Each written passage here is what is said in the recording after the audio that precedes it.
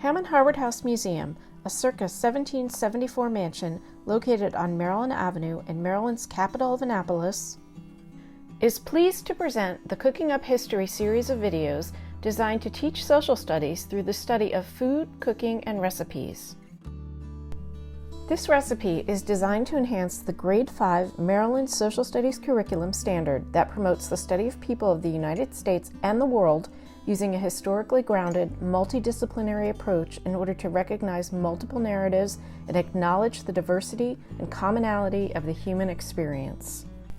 My name is Joyce White, and I'm a food historian.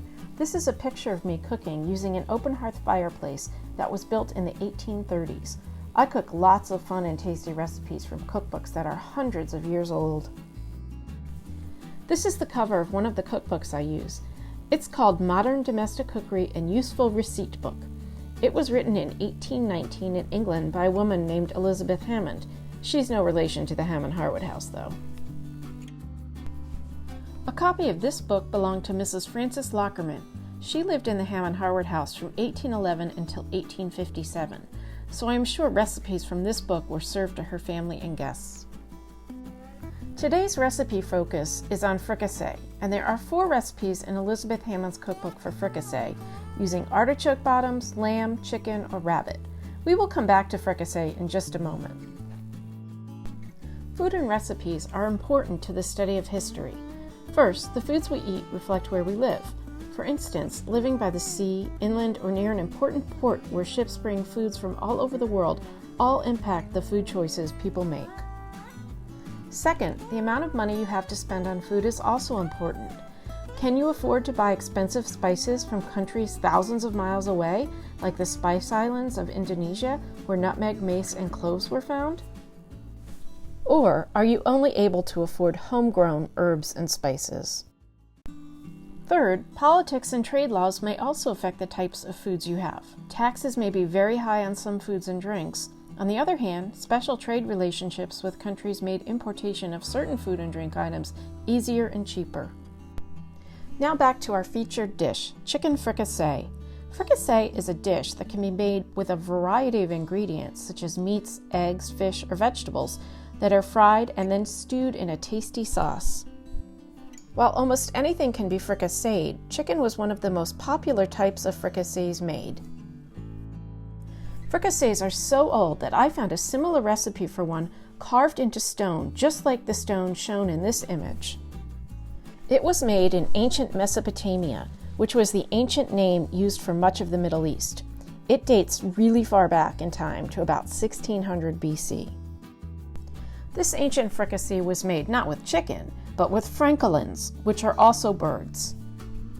The sauce for this ancient fricassee was made with ingredients found locally in Mesopotamia, such as mutton fat, cake or breadcrumbs, onions, samadou, which is semolina, a coarse ground hard wheat, leeks, which are similar to onions,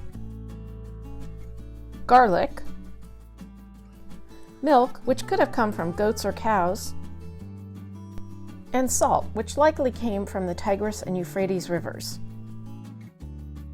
Fricassee is clearly a great recipe to study because it has such a long history. Another thing about fricassee that makes it so popular throughout time is that it can be changed easily based on where people live and the types of native produce available, how much money people have, and the type of foods people can purchase nearby.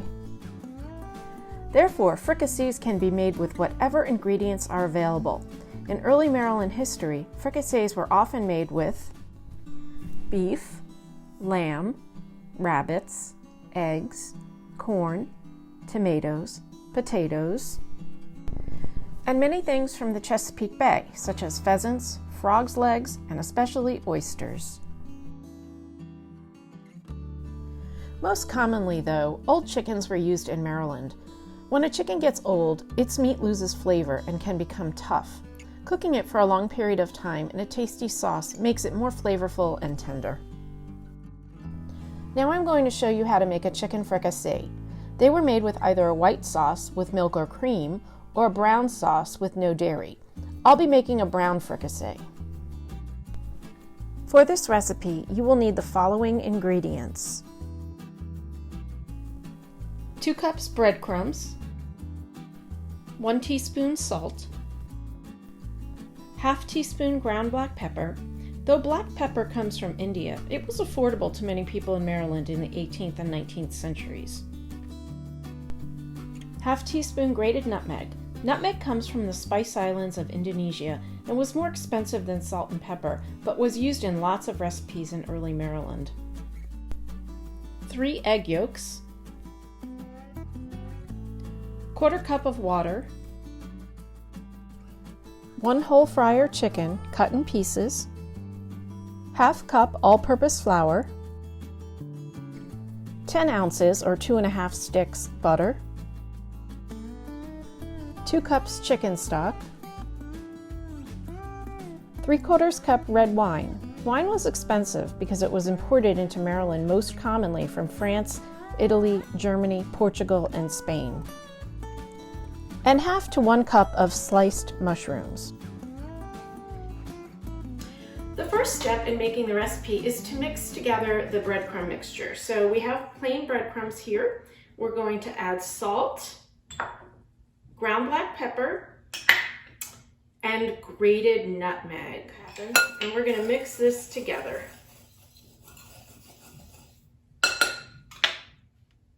Now we have to get the next part of this stage ready, and that's to separate the eggs. So I've got 3 eggs here, and I am going to just separate the whites from the yolks. We only need the yolks. So I'm going to break the eggs open and drain off the whites into this bowl.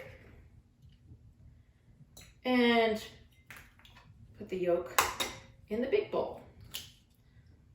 So this is kind of tricky, so you might need some help with this, and that's okay. You can ask an older brother or sister or mom or dad to give you a hand with this. That's no problem. And the more you do this, the easier it will get. You'll see.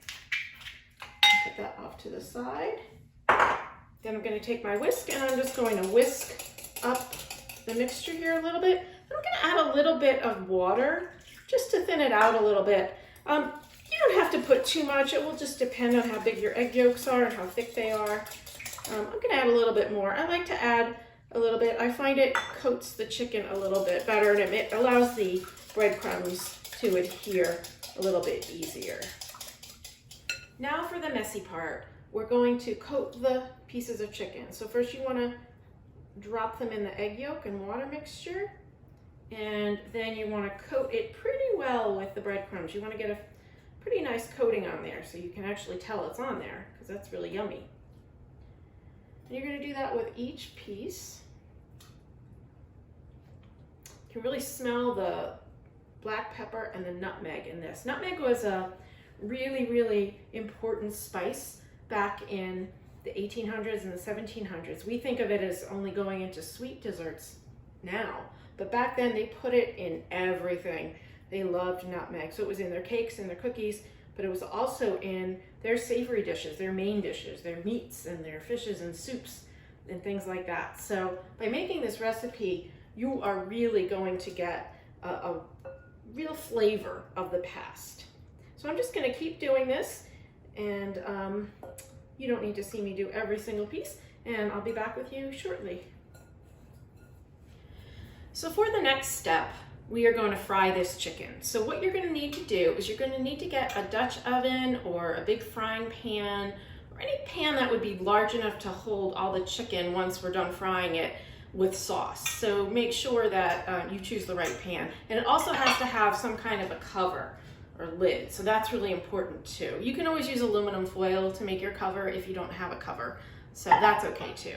So the first thing you're going to do is you're going to take about 4 ounces of butter, that's about 1 stick of butter, and you're going to melt it in the bottom of the pan, and then you're going to just brown the chicken. So you don't have to worry about cooking it through. This is going to cook for a very long time in the sauce, so that's where all that real cooking will take place. You don't have to worry about it getting cooked through. Just want to brown the breadcrumbs. You don't want to burn them, so be careful you don't put the heat up too high. You want to make sure it's about medium high. You just have to adjust it for your particular stove. And of course, when working with a stove, Make sure that you have parental supervision or the supervision of an older brother or sister, just to make sure that you are safe, because when you're frying, fat can splatter up at you and can be dangerous. So please make sure that you are taking every precaution to keep yourself safe. I'm gonna get this going on the stove, and I'll be back to you shortly.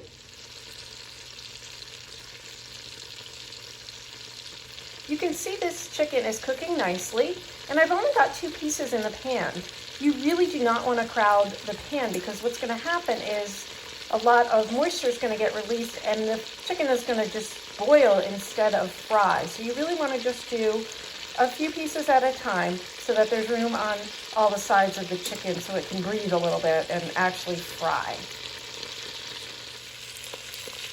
So this piece of chicken was ready, so I turned it, and you can see it's just starting to get a little golden. And that's pretty much what we want at this point. When it's done, I'm going to put it off to the side and replace it with a new piece of chicken. So I was starting to use up the butter in the pan, so I decided to add a little bit more.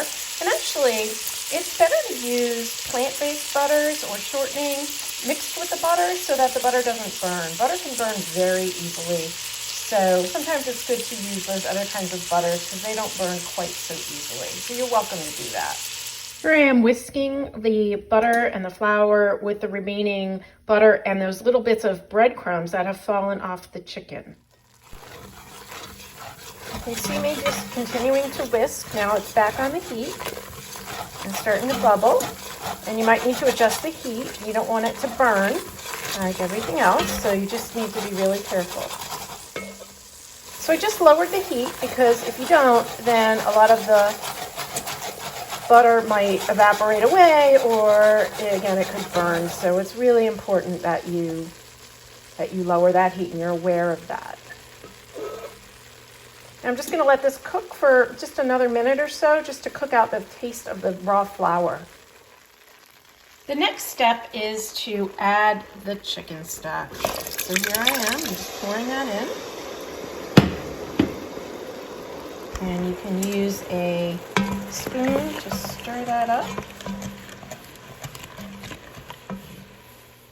So now I've stirred in the wine with the stock and the roux of that white flour and butter mixture. It's called a roux, and that thickens it. And now I'm going to add the mushrooms. And you can add as many mushrooms as you like. You can chop them small if you want. I like to keep them big. I just think it looks really pretty. And you're going to stir those together, and then we're going to add the chicken. So I've just added the chicken, and you can see it just about fits in this very large Dutch oven. And I'm going to bring it to the boil. As you can see, it's starting to boil. And then I'm going to cover it, and I'm going to turn the temperature down to low.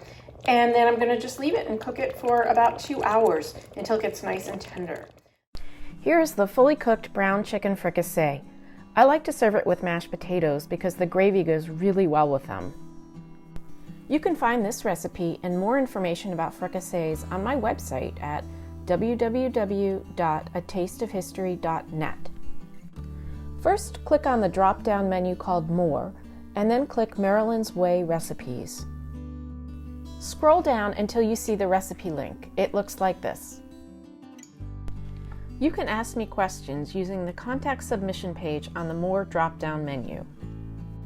There are hundreds of recipes, articles, and videos on my website that you may enjoy, so take the time to explore all the categories of recipes.